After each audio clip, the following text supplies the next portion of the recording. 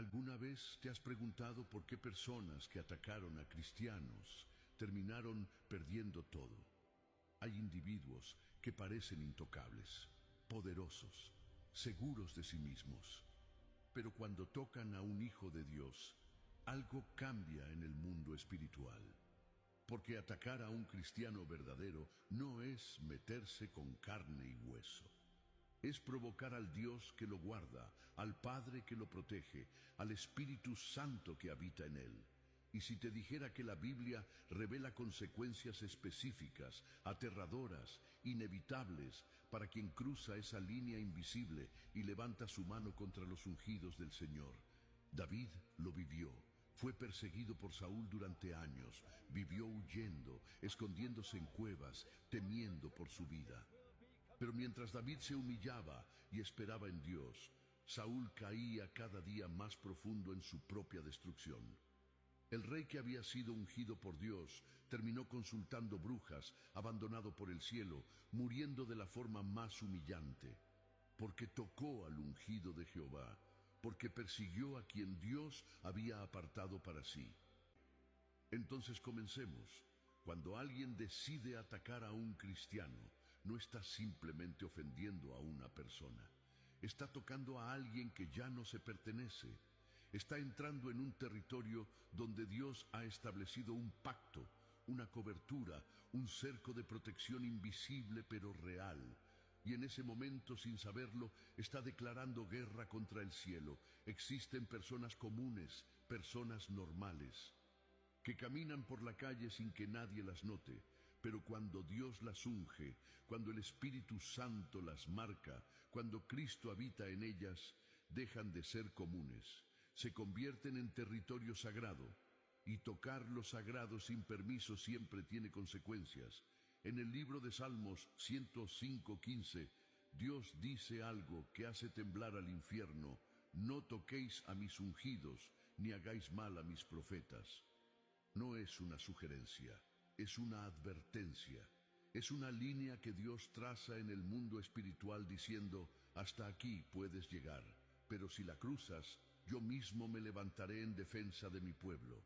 Y hoy vamos a explorar las 7 consecuencias aterradoras que enfrentan quienes ignoran esta advertencia divina. Primera consecuencia: el ataque se transforma en maldición para el agresor. Hay un principio espiritual que muchos desconocen. Lo que siembras contra un hijo de Dios, lo cosecharás multiplicado contra ti mismo. En el libro de Proverbios 26:27 está escrito: el que cava fosa caerá en ella, y al que hace rodar la piedra, sobre él le volverá. No es poesía, es una ley espiritual tan real como la gravedad. Cada fosa que cavas para un cristiano se convierte en tu propia tumba. Cada piedra que lanzas regresa con el doble de fuerza. Amán lo experimentó en carne propia. Este hombre poderoso, influyente, segundo al mando en todo el imperio persa, tenía todo lo que el mundo puede ofrecer. Pero su odio hacia Mardoqueo, un judío que se negaba a inclinarse ante él, lo consumió desde adentro. Y no se conformó con atacar solo a Mardoqueo. Planificó el exterminio de todo el pueblo judío. Construyó una horca alta, visible, para colgar públicamente a Mardoqueo y humillarlo ante todos. Pero lo que Amán no sabía es que estaba construyendo su propio patíbulo.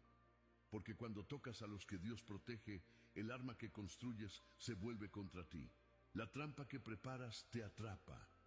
La destrucción que planeas se convierte en tu propia sentencia. Y así fue. En un giro que solo Dios podía orquestar, Amán fue colgado en la misma horca que había construido para Mardoqueo. Su familia fue destruida. Su nombre quedó marcado para siempre como símbolo de lo que sucede cuando persigues al pueblo de Dios. Hermanos y hermanas, esto no es casualidad, es justicia divina. Cuando alguien levanta su mano contra un cristiano, está firmando su propia sentencia. Puede que no sea inmediato, puede que parezca que nada está pasando, pero en el mundo espiritual la balanza ya comenzó a inclinarse, y lo que él sembró lo cosechará. Nunca ganas luchando contra quien Dios protege, porque no estás peleando contra carne y sangre, estás peleando contra el Dios del universo. Y esa es una guerra que nadie, absolutamente nadie puede ganar. Pero lo que sucede en la superficie es solo el principio, porque Dios no se detiene en castigar el acto, Él va más profundo, va a la raíz.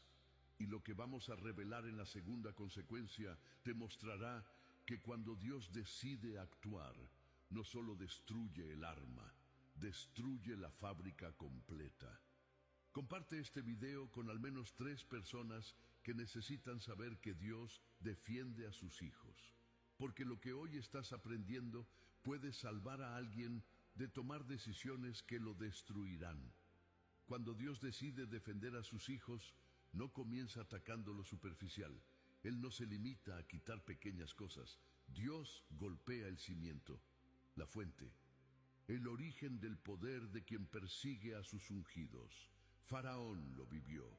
Este hombre era considerado un dios en Egipto. Tenía poder absoluto sobre millones de personas, ejércitos a su mando, riquezas incalculables.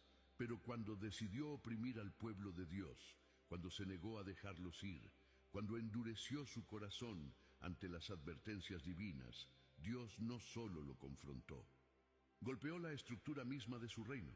Las 10 plagas no fueron accidentes, fueron golpes quirúrgicos. Cada plaga destruyó algo que los egipcios adoraban. El Nilo, su fuente de vida, se convirtió en sangre. El sol, su dios principal, fue oscurecido.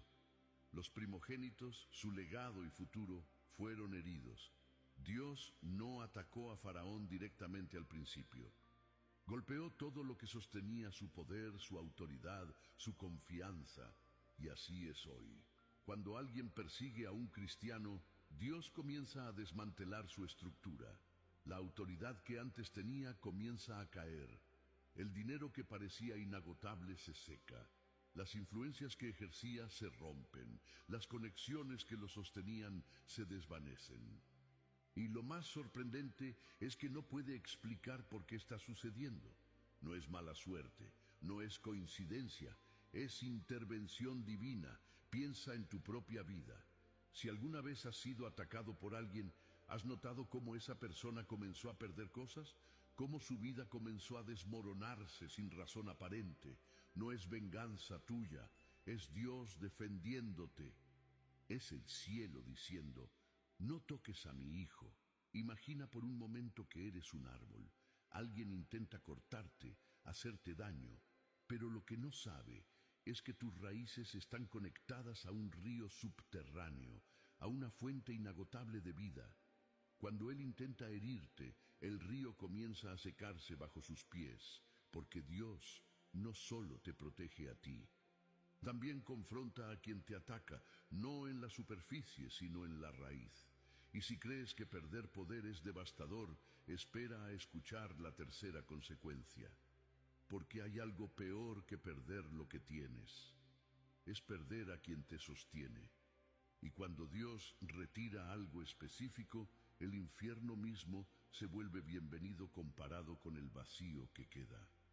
Escribe en los comentarios tu país y tu ciudad para que juntos veamos cómo Dios está levantando hogares de fe en todas partes del mundo.